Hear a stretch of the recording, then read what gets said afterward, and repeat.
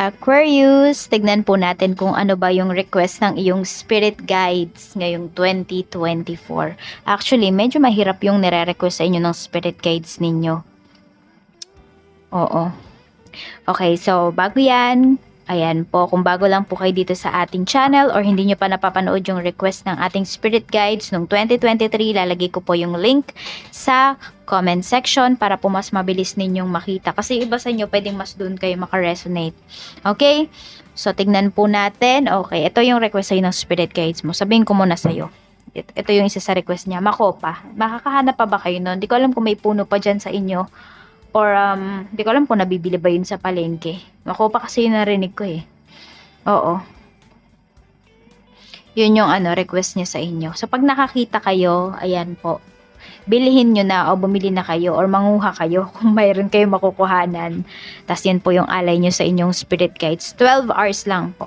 So, 12 hours nyo lang siya. Kunwari, stay sa table ninyo, stay sa kwarto ninyo, tapos i-dispose nyo na po. Mag-wish muna daw pala kayo bago ninyo i-dispose. Tignan po natin. Isa lang po yung iaalay ninyo. Oo, request niya isa lang ng iyong spirit guides. Okay, tignan po natin. Okay, card na nagre-represent sa iyong spirit guide.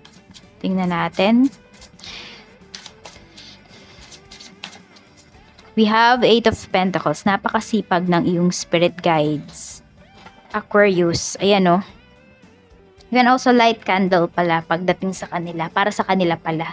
Ayan, green candle. Ayan, pwede ka ding mag-light. So, yung iba sa inyo pala yun kasi hindi naman lahat makakahanap ng makopa. Yan, kasi iba sa inyo, nasa ibang lugar kayo, nasa ibang bansa.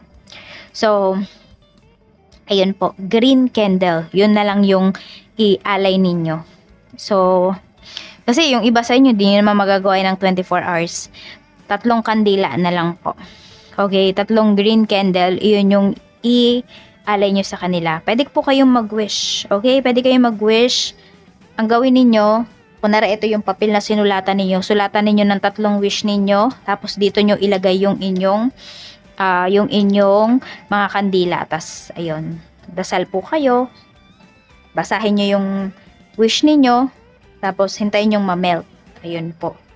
Yun yung gawin nyo. Tapos, i-dispose nyo sa bowl or any bodies of water or sa basurahan kung wala naman pong tubig dyan sa inyo. I mean, walang bodies of water. Okay, tignan natin. So, sobrang binabantayan ka ng spirit guides mo 24/7. Tignan natin. Pag sobrang busy ka, mas dun mo sila talaga Aquarius na feel. Ayan. Tignan natin. Okay.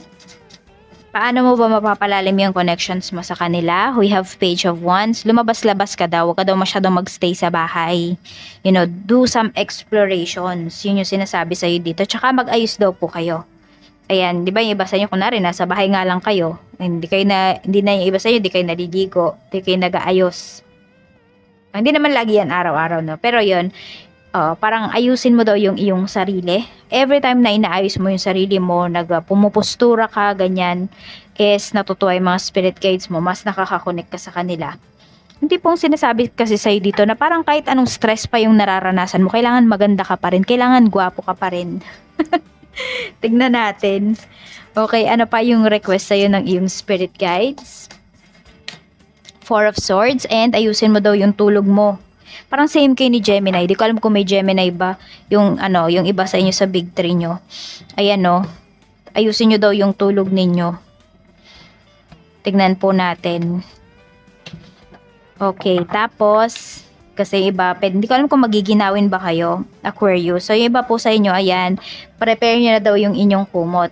O kaya magpanjama daw po kayo. Pajama pala. Check natin. Okay. Ano ba yung bagay na need mong baguhin or improve sa sarili mo? Knight of Wands. Ayan. So, yung pagiging receptive kasi yung iba sa inyo. Kaya lang iba sa inyo, medyo sobrang vulnerable kayo. Siguro yun yung iwasan po ninyo na hindi lahat ng tao talaga sa paligid ninyo ay okay or okay yung energy or mapagkakatiwalaan mo. Medyo mag-iingat po kayo dyan sa bagay na yan.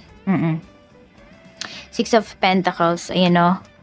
Tsaka pag happy kasi kayo, marami dito, no, Aquarius. Pag happy kayo, napaka-give. napaka-giving ninyo. Napaka-giving ninyo. Sige, bigay lang kayo ng bigay pag sobrang happy ninyo. Medyo yun yung baguhin ninyo. Kasi iba sa inyo, pwedeng kapag di na kayo sobrang saya, tsaka nyo nare-realize, ay, pala hindi ako masyadong nagbigay, you know? So, huwag kayong magpapadala sa emotions po ninyo pag kayo masaya, pag kayo malungkot. Yan. Oo. Kailangan balance lang dito. Parang huwag kayong maglalabas ng pera pag sobrang overwhelmed po kayo. Ay, sobra na overwhelmed pa. Pag kayo ay overwhelmed. Tignan natin how to stay connected. We have the moon. So, ayan po, how to stay connected. Kapag full moon o kaya new moon, mag-ano po kayo. Parang lumabas kayo, you know. Magbilad kayo sa moonlight. Isa yan para makakonect po kayo. Tignan natin. Okay, card to represent your life purpose. We have 3 of Pentacles. So, nandito yung parang need mo talaga. Some of you, pwedeng counselor kayo, ganyan. Yung nakakatulong talaga kayo or nagiging happy talaga kayo, Aquarius, kapag kayo ay nakakatulong. Kaya din ito, pag sobrang saya ninyo or pag sobrang lungkot ninyo, parang you want to help everybody. You want to help yung mga tao sa paligid mo. Yun, kaya lang kasi minsan natatake advantage ka talaga dito. So, medyo prove mo yon na hindi lahat ng tao ay kaibigan mo, hindi lahat ng tao na makakasalamuha mo or makakasalubong mo ay dapat mong tulungan. Kasi minsan yung mga, minsan nabe-break mo, ikaw yung nakaka-break ng karma nila eh. So, minsan kaya wag kang masyadong sobra-sobra talagang tumulong. Kasi yung tao, wala na siyang natututunan na lessons. Kasi break mo na eh, para sa kanya, na dapat siya yung mag-break nung kanyang lesson, or nung karma niya. Tignan natin, okay?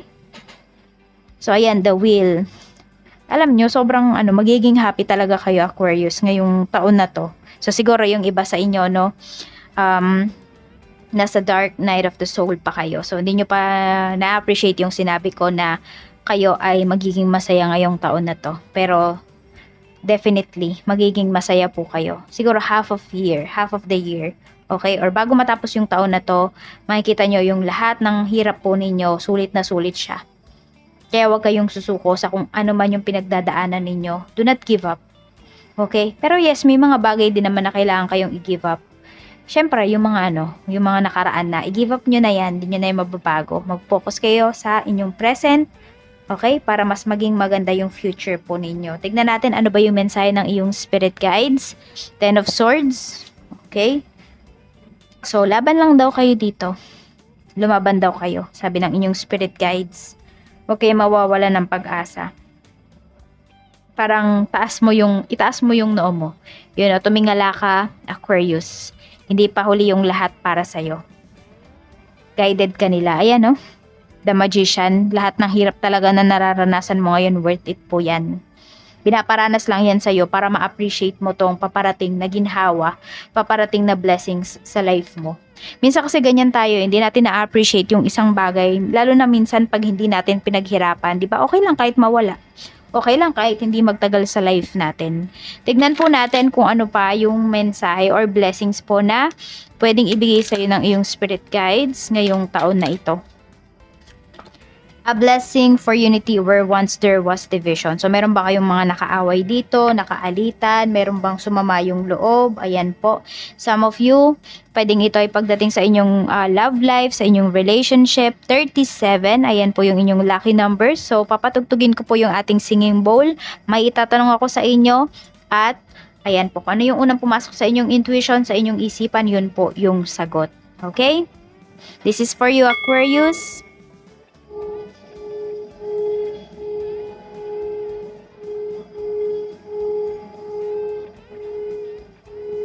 Ilan ang spirit guides mo, Aquarius?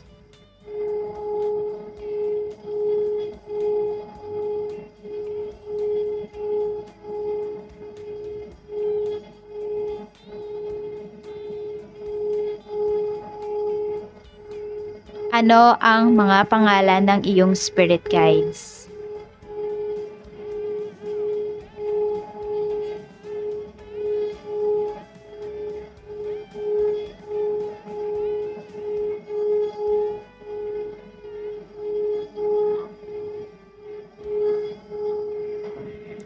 So, ayan po, Aquarius. Maraming salamat po. At ayan, yung alay ninyo ha, sa inyong mga spirit guides, wag po ninyong kakalimutan. And for some of you, kahit medyo matagal na, di ba, napanood nyo yung video na to ngayon, tapos kunwari, 6 months pa bago kayo nakakita ng makopa, mag-alay pa rin po kayo. Isa lang naman yung kailangan ng inyong spirit guide. So, medyo matipid talaga yung spirit guides ninyo, no, at the same time. Pero giver naman siya sa inyo. Okay? So, ayan lang po. Pero kung wala kayong mahanap, 3 kandila na green, yun po yung ialay ninyo. Okay? Pwede po kayo mag-wish, huwag kayong mag-alala. Hindi naman sayang yung iaalay nyo sa kanila. Yan lang po. Ingat kayo always. Bye-bye!